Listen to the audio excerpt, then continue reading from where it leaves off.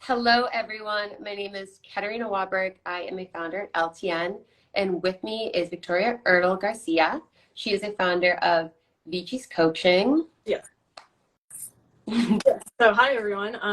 As Katarina said, I'm Victoria Ertl Garcia, and I'm the founder and CEO of Vici Coaching, which is a coaching program that I've set up to support adults with ADHD, specifically with their communication goals. So I want to help any adult with ADHD work with their brain and not against their brain to become a stronger writer, public speaker, and just overall more confident communicator. No, I think that's so helpful because, like we said, no one really talks about it. I feel like there's a huge misunderstanding of what ADHD is. So, at a base level, what exactly is ADHD, and what are like the classic symptoms for it? Yes, I'm glad we're starting there because there's so many, rumors and myths to dispel surrounding ADHD. But at its most basic, ADHD stands for Attention Deficit Hyperactivity Disorder. So it's a neurological, neurodevelopmental condition that will affect someone's, attention span, their focus, their ability to start or finish or shift between tasks. It will also affect their impulsivity. And I want to just, briefly pause and say, like, as humans in general, we all deal with all of these things from time to time.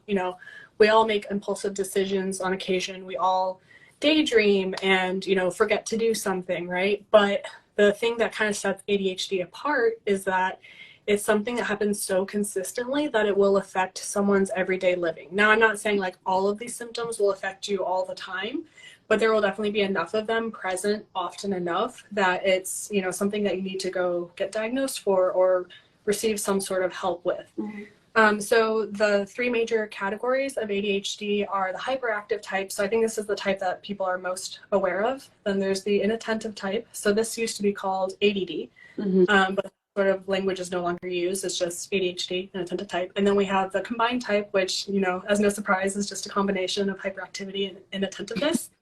In terms of the symptoms of ADHD, for inattentive type, we're going to look for things like daydreaming, lack of focus, forgetfulness, issues with object permanence. So a great example is like if you need to do the laundry and you need to fold your clothes and put them away.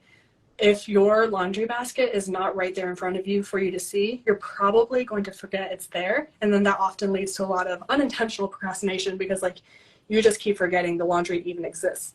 So that's very common for people with inattentive ADHD. And then for the impulsive side of it, that can be, just acting out of or without prior thought. That can be often getting burned by, hacks or little tricks that you try to make up for yourself in your daily life that don't always work out for you. And then hyperactivity is just being oftentimes physically fidgety, someone who likes to bounce their leg a lot or bite their nails. They're always on the go. They're always chasing the next thing, the next goal. They have a hard time kind of just sitting, relaxing, being in the moment. But I think it's also really important to point out that hyperactivity doesn't always mean it's super physical. It can also manifest in sort of internal ways. Like I said, always traveling, for example, if you can afford that because you don't like staying in the same place for too long, or, just always overloading yourself with tasks in work and school and at home because you just don't want to feel bored and boredom is your enemy. So that's generally speaking what ADHD is and the most common types, but we can definitely get into more of the nitty gritty.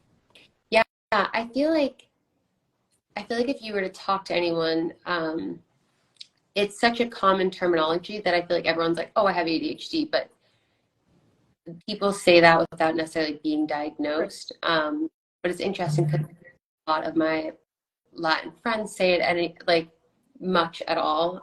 It's a vernacular you don't hear. Mm-hmm. What is how does it differentiate with women of color specifically or within the Latin community?